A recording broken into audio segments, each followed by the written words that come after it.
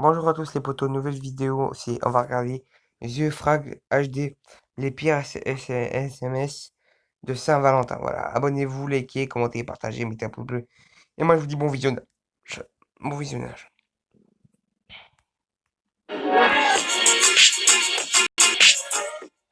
Allez, salut les potos, c'est The Frag HD, j'espère que vous pétez la forme les gens. Pour ma part, je vais super bien, je suis vraiment en très grande forme, quoique j'ai un petit peu les boules quand même aujourd'hui. Vous savez, c'est la fête de la Saint-Valentin, mais je suis célibataire, donc tout seul, dans la solitude la plus complète. Heureusement qu'il y a mon frère et mon meilleur pote qui sont en coloc avec moi. On va se soutenir entre mecs, c'est libre. En tout cas, toi mon pote, dis-moi dès le début dans les commentaires, est-ce que ce soir, tu vas être accompagné avec ton copain, ta petite copine, t'as prévu un petit rendez-vous, un petit resto aux chandelles, une bonne soirée coquine, tu vois, comme on les kiffe, ou alors t'es comme moi et tu vas être tout seul.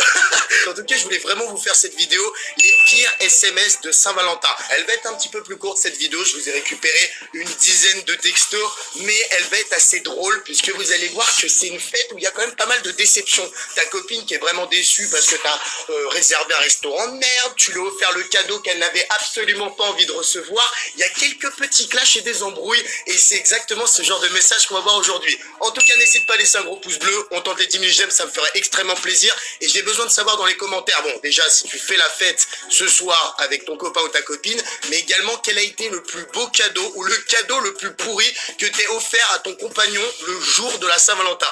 Dis-moi ça dans les commentaires et c'est parti. Alors on commence fort avec ce premier message. Imaginez-vous quelques jours avant la fête de la Saint-Valentin, ce mec qui décide d'envoyer un message à sa petite copine. Il lui dit: coucou chérie, tu fais quoi pour la Saint-Valentin? Est-ce que tu vas être libre? Je vais pouvoir t'inviter peut-être au restaurant, faire un petit truc entre amoureux. Alors elle lui répond: je sais pas. Alors le mec il fait: est-ce que t'aimes Madrid? Elle fait: oh oui. Il fait: t'aimes bien Paris aussi? Elle fait: bah bien sûr. Là dans la tête de la meuf c'est: oh putain, il va peut-être envoyer à Madrid ou à Paris, genre pour un petit voyage, t'imagines, un petit week-end, ça serait énorme. Et le mec qui lui répond: ok super, on regardera Real PSG à la maison.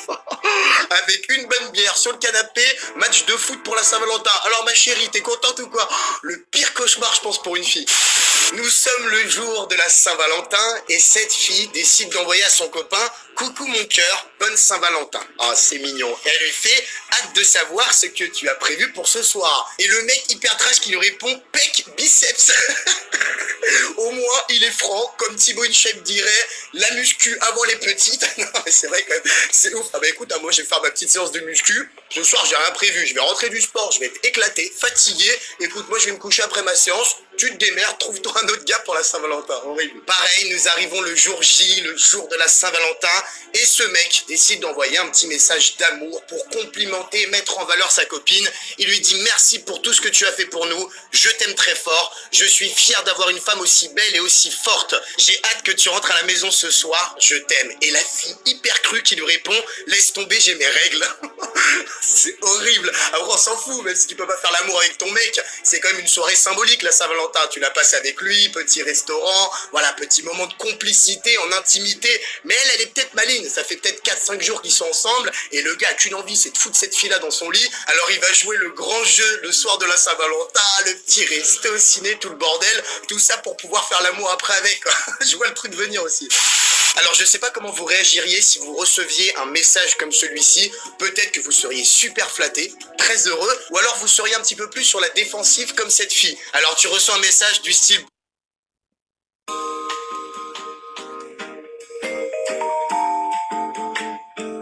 bonjour, on ne se connaît pas, mais en ce jour de Saint-Valentin, je vous souhaite beaucoup d'amour, d'amour et encore d'amour. Soyez heureux. Alors la fille qui va recevoir ce message, elle répond: bonjour, c'est gentil, merci, mais c'est qui?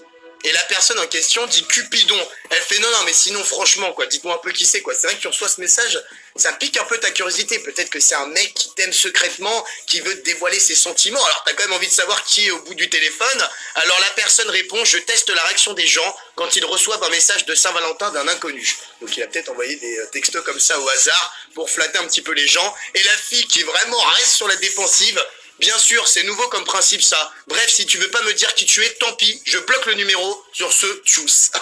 La meuf hyper crue, elle reçoit un message assez flatteur, sympathique, le jour de la Saint-Valentin, à moins qu'elle soit dépressive. À mon avis, elle était toute seule, célibat depuis une dizaine d'années, et elle reçoit un message comme ça l'a foutu dans une dépression totale. Moi, je le vis bien, tu vois, d'être tout seul pour la Saint-Valentin, c'est pas grave, gros. Je trouverai peut-être une fille qui me correspond dans plusieurs années ou plusieurs mois, peu importe. Mais il y a des gens, je vous jure, le 14 février, quand ils se lèvent le jour de la Saint-Valentin, ils sont dépressifs d'être tout seuls. Peut-être que vous vivez ça, dites-le moi dans les commentaires. Là, c'est deux amis qui sont en train de discuter par message, et t'en as un qui dit à l'autre, putain, ma copine, elle rêve d'une Ferrari.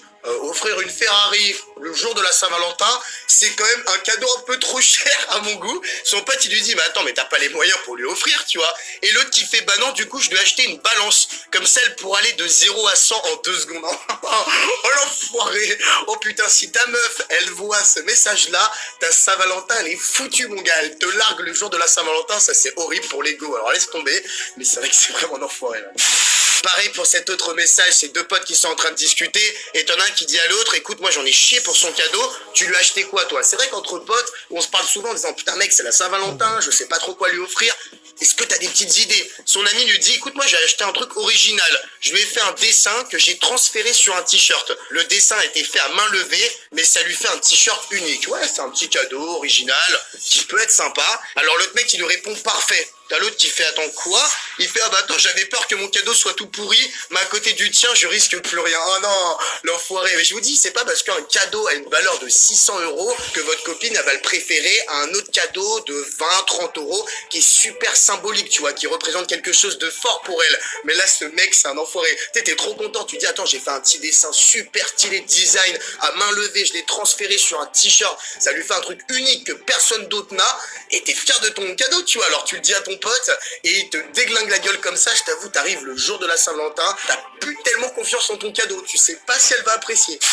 Alors cette fois-ci pour ce message, c'est deux copines qui sont en train de discuter. T'en as une qui dit à l'autre, bonne Saint-Valentin ma salope, moi je serai seule ce soir. Ah ouais, toi t'es toute seule. T'as sa copine qui lui répond, la salope te remercie, toi au moins tu pourras manger gras. Ah ouais, ça c'est vrai que c'est horrible, il y a des filles qui le jour de la Saint-Valentin font trop attention à ce qu'elles mangent, pour prendre soin de leur ligne, pour pas faire les grosses dalleuses devant leurs copains.